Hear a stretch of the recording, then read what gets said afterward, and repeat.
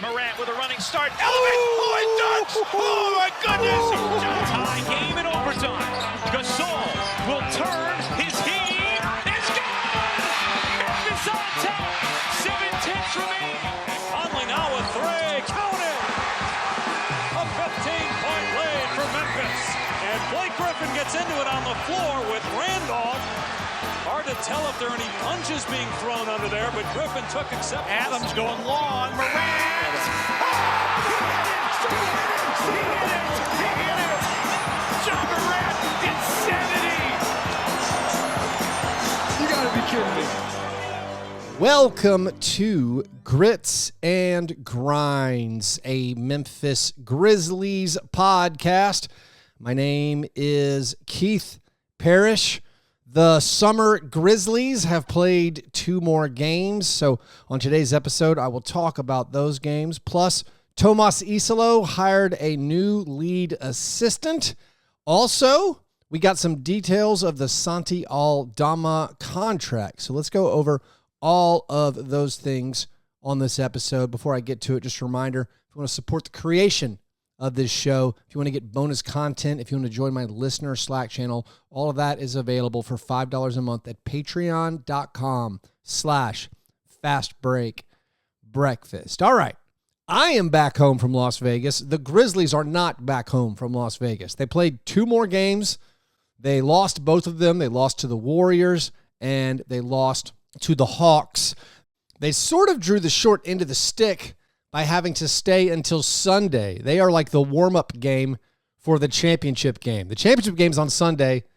Grizzlies-Clippers consolation game happens to be on Sunday. I'm sure basically everyone involved, at least on the coaching staff and team support side, wishes their summer league was ending by Saturday. But in these last 2 summer league games, we did get to see a little bit more of the players we were interested in. Also, quite notably in the game against the Hawks, Javon Small played his first game in Las Vegas after coming back from that groin strain that he suffered in Utah. So the takeaways from these 2 games, the Warriors' loss, it was notable to me because they moved Zion Pullan to the bench and Jahmai Mashack got the start. And Mashack had a really strong game, scored 15 points in that one. He had 4 steals. He continues to impress. He played again against the Hawks and continued his solid summer play. He had 8 points, 5 boards, 4 assists, a steal,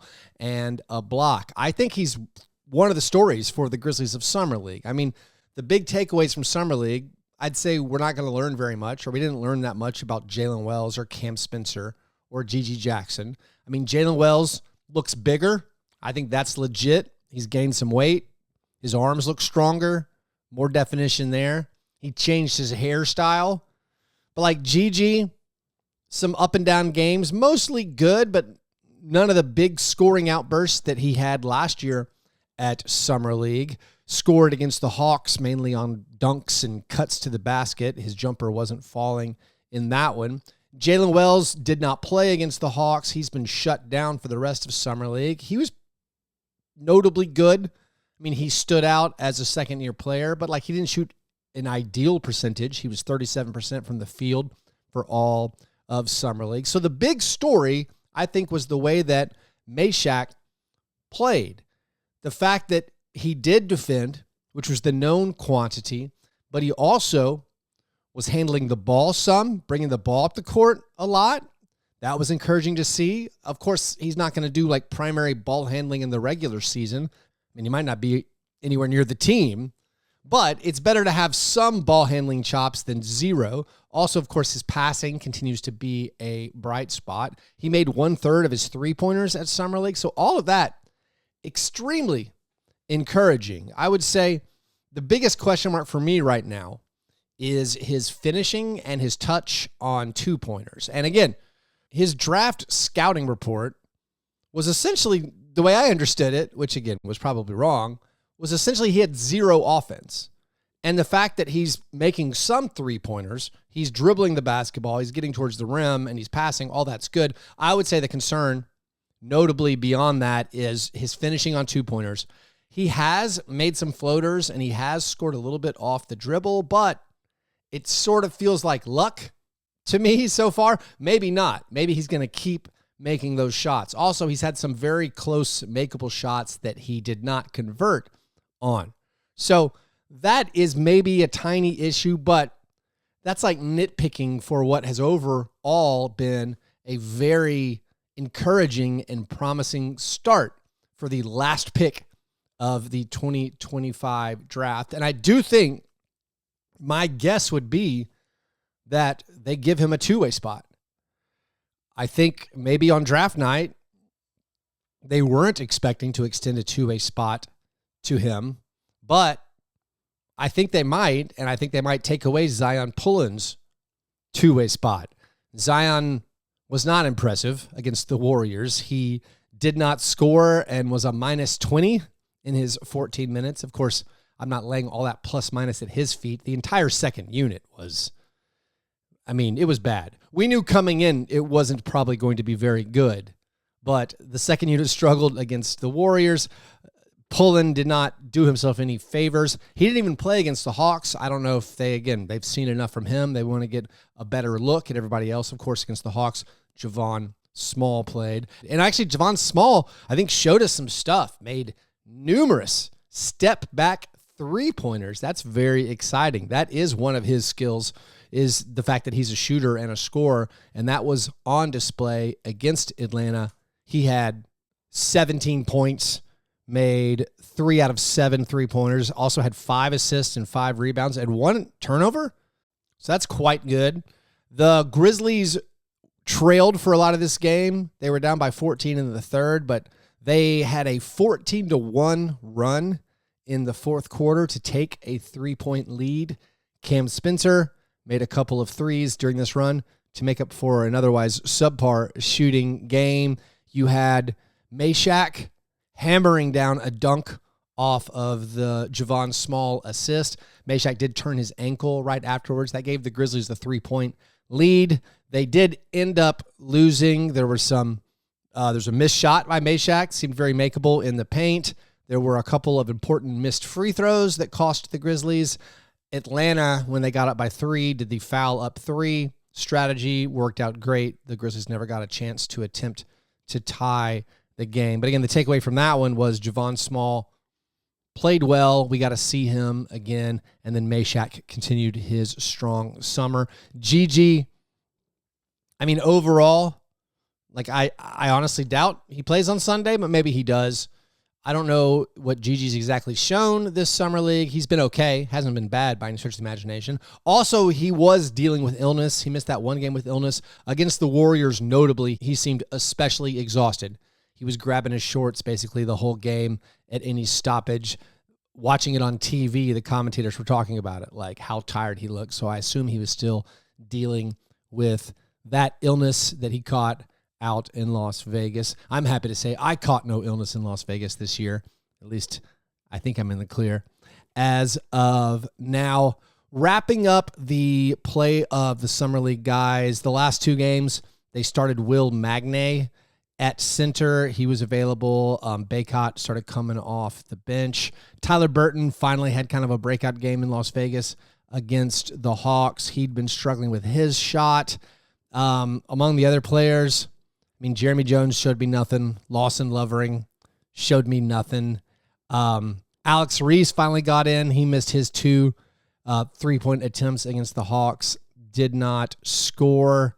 Flanders Fleming, after having the really nice, 5-assist game against the Trailblazers in the 1 win, he didn't really do anything in the last couple of games. So I think with that, we can sort of close the book on Summer League. Of course, they have one more game Sunday against the Clippers.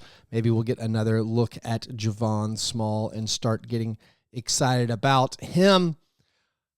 As far as other news, Grizzlies-wise, I think it's very important to go over the Santi Aldama contract, whose details have come out. The biggest news of Santi's contract is that there is a team option on the 3rd year. So it's a 3-year deal for $52.5 million.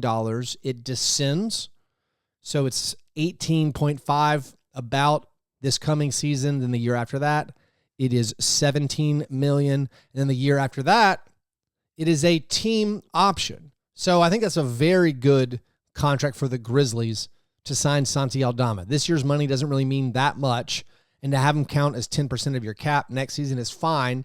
Having a team option for the following year, I think, gives the Grizzlies some good flexibility. If you thought the contract was too much for Santi, I mean, it's a 2-year deal, basically. You can get out of it if he doesn't improve or doesn't play any better. I think for what he gives you, scoring, a little offensive dynamism, some shooting, I mean, 12 points off your bench, that can cost about $15, $17 million a season. So I think that is a good deal. It also means essentially the whole team is signed for at least 2 seasons. There are 15 guys under contract for this upcoming season. The only one who's on an expiring deal, the only one who's going to be a free agent after next year, is Jock Landale. Jock Landale with the 1-year minimum. Now, Kentavious Caldwell-Pope has a player option after this season. There are team options on Gigi Jackson and Vince Williams Jr. and also Zach Edey. But the Grizzlies have all their main guys under team control for a very long time. Ja Morant, 3 years left on his deal. Jaren, of course, 4 years left on his deal now, plus a player option. Santi just signed 2 years guaranteed and then a team option. Brandon Clark and John Conchar, they both still have 2 years on their deal. The Ty Jerome, of course, 2 years plus a player option. And then there's the 4 years of team control with Cedric Coward, 3 more years of team control for Jalen Wells and Zach Edey. Again, Gigi Jackson and Vince, they might actually have their contracts be up after next year. There is team control for multiple years, but their contracts for the 26-27 season are not guaranteed. So those guys essentially this season, they are playing to see if they're still going to be a part of the Grizzlies after this year or maybe even part of the NBA. So I thought the contract details from Santi Aldama's deal very notable. And finally, Ryan Saunders was hired as lead assistant for the Grizzlies as Tuomas Iisalo rounds out his coaching staff. Ryan comes over from the Nuggets coaching staff. Of course, Ryan is the son of Flip Saunders. He was the head coach of the Timberwolves for a couple of seasons. He leaves the Nuggets staff. The Nuggets hired Jared Dudley. There was a lot of reporting that the Grizzlies were also trying to hire Jared Dudley, but the Nuggets ended up with Jared Dudley. So Ryan Saunders, out of a job in Denver, he is added to the Grizzlies coaching staff. There are still probably a few more hires to be made to get that entire coaching staff be made official. And with that, I think we can wrap up this shorter episode. As it is summer, not a ton left to talk about these games. There's not a ton to get into on the nitty-gritty. Of course, drawing huge conclusions from Summer League is never a good idea. I do think we can feel good about how Mashack is progressing. I think seeing what Javon Small did was encouraging, but also as a guard who is a scorer and a creator with a lot of years of college experience, this Summer League setting is usually a little bit easier for a guy like that. So you would hope he would play well. But I thought he did play well against the Hawks. Oh, finally, I guess I can mention in the did Jaren Jackson Jr. actually change his number watch? I mean, we're getting the reports that, yes, he did, in fact, change his number from 13 to 8. I was hoping for some kind of bigger confirmation, some word from Jaren or the NBA or the Grizzlies or Nike or somebody. But on NBA.com right now, Jaren's number is listed as number 8. So thank you to Jason from my Grits and Grinds Patreon supporter Slack for noting that Jaren is apparently, or officially, is going to change his number from 13 to 8. As far as rest of the things to look forward to this summer, I mean, I guess they're going to make some official news about two-way signings. Eventually, the new jerseys are going to come out. They are, I think, planning on white City Edition remix jerseys, those Stacks jerseys from years ago.